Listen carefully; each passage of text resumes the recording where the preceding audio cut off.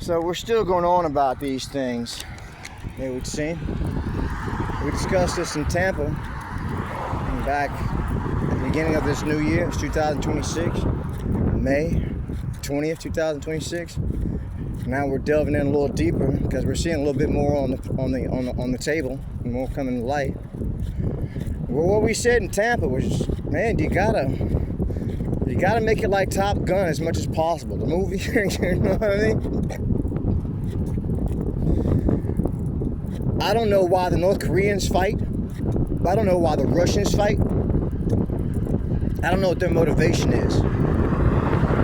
I'll look it up and see what their motivation is, other than just doing what the hell they're told to do.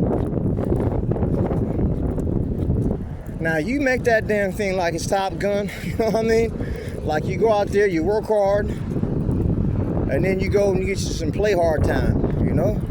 And I mean literally just that. And I ain't talking about coming up with a handful of nothing. I'm talking about you're gonna go out there and you're gonna make that happen. That's gonna happen for you. There's a lot of ways you can make that. I don't know, that's what you ought to do, right? You say people who come into this game, or come in and serve, if they make it out alive, they come out better, with more than they, better go at life than they had going in. You know? So I guess this video is kind of fucking unnecessary or redundant, but not really, because I had a lot of fucking ideas that make it sweeter, even sweeter than it is right now. One of the ideas, we already said it, if you don't already do this, is you got to give these guys a pain, pleasure, reward principle paradigm. You know, all this pain, and push. Then you give them that payoff of what? A very little reward and more pains. So that the reward needs to be comparable to the pains that they're putting in and what they're putting in and what they're working for. Like somebody goes to Harvard to get a PhD, they're weighing the pain that they're paying and the frustration that they're paying and time and commitment they're paying for the big old payoff that comes afterwards. You know, you got guys looking around like, shit, what the fuck did I work for? What the fuck did I put it all on the line for? What am I doing it for right now? I just want to fucking go home, take off these fucking boots, put down this rifle, and get away from this shit, you know, run away from this shit. You gotta be like, look, man, why'd you want to be anywhere else? And it's not that you're trying to glorify it, but you're saying this is something that you gotta do, something needs to be done. Because you're really given no other choice, like Ukraine was given no choice. In a lot of ways, they either given a choice to surrender or fight, and those are their choices. It's kind of the same choices the United States of America has right now. I'm not so sure how interested they are in the rest of NATO, but they may very well be. They may be attacked on that kind of paradigm and ideology altogether for what they're on, how they want to run things globally. And what is it, geopolitical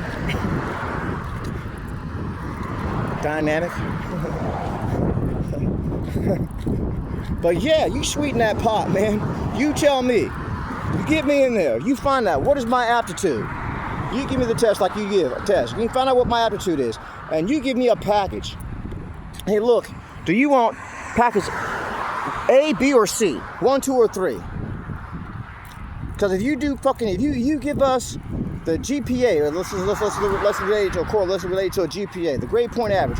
You give us what it takes to get the package for number 1, the grade A shit. You will get that package. But you got a lot to do because you have a high aptitude.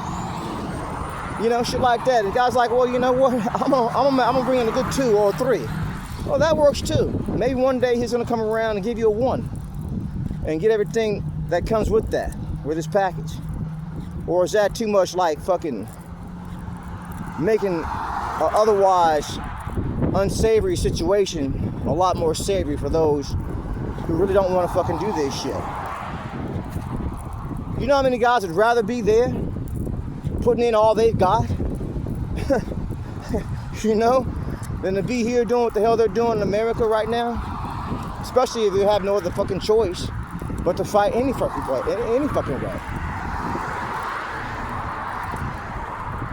I mean, like, you want guys going in there not just saying, hey, I'm gonna fucking take a fall or some shit and go home with an injury, or just going there all half-ass hearted. You want guys in there motivated, you know? Motivated to come out with honors and everything else. Rewards and awards and everything else.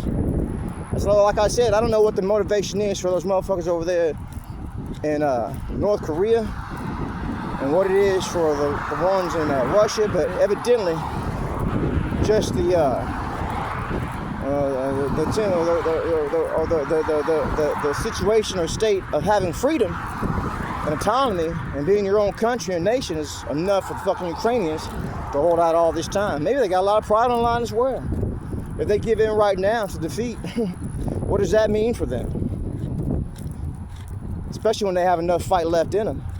They still have some fight left in them. It's not like the Native Americans, you know, when it's all so depleted down to nothing.